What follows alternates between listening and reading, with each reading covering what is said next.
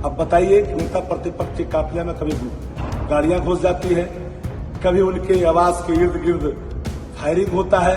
आखिर हो क्या रहा है? सरकार इस तरह से अपने आप को सरेंडर कैसे कर दिया अपराधियों के सामने? सारे गुंडा और मवालियों को संरक्षण देने के लिए क्या सरकार संकल्पित हो गई है? कोई भय नाम का चीज नहीं रह गया? पटना राजधानी में कितने आईपीएसओ का ट्रांसफर हुआ, कितने एसपी का ट्रांसफर हुआ?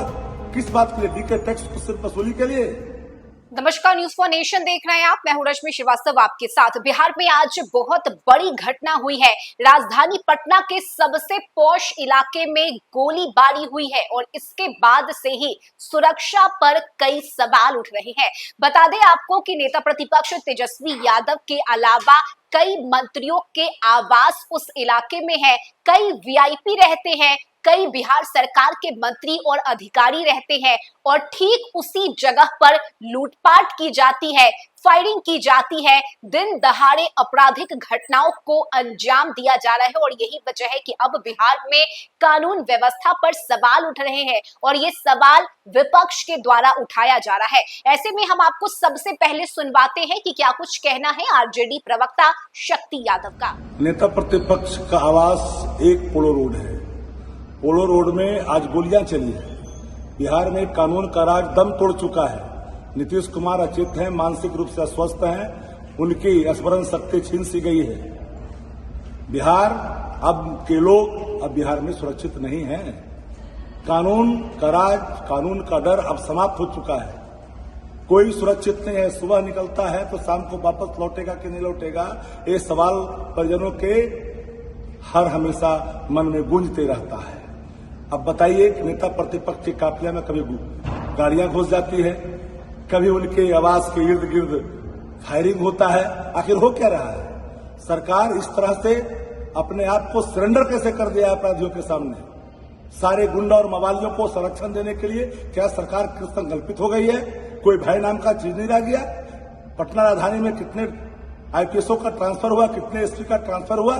किस बात के लिए? डीके टैक्स सिर्फ वसूली के लिए। बता दें आपको कि इस मामले में नेता प्रतिपक्ष तेजस्वी यादव की तरफ से भी सोशल मीडिया एक्स पर पोस्ट करते हुए ये बताया गया है कि मेरे आवास के बाहर क्या गोली चलाई गई है या फिर किसी के द्वारा चलवाई गई है। और ये एक प्रश्न चिन्ह बनकर लोगों के जहन में घूम रहा है कि आखिर इतने पॉश इलाके में जहां सुरक्षा मानकों का ख्याल रखा जाता है, बड़े पैमाने पर सुरक्षा कर्मियों की तैनाती है, आखिर उस इलाके में गोलीबारी की घटना कैसे हुई। और यही वजह है कि अब इस घटना के बाद पुलिस महकमे में हड़कंप मचा हुआ है। हर एंगल से मामले की जांच की जा रही है, साथ ही आसपास लगे सीसीटीवी फुटेज को भी खंगाला जा रहा है। बता दें आपको कि आज राजधानी पटना में लूटपाट के बाद गोलीबारी की ये घटना हुई है। हालांकि इस मामले में पुलिस की तरफ से गिरफ्तारी की बात भी कही जा रही है, लेकिन देखिए इस बीच आरजेडी के प्रवक्ता शक्ति यादव की तरफ से बड़ा बयान दिया गया जिसमें उन्होंने बताया कि आज दिन दहाड़े बिहार में लूटपाट और हत्या की घटना आम सी बात हो गई है। लोग अपने घर से बाहर अगर निकलते हैं तो वे जब तक वापस नहीं लौट जाते तब तक उनके मन में ये भय रहता है कि वे वापस लौट पाएंगे या नहीं।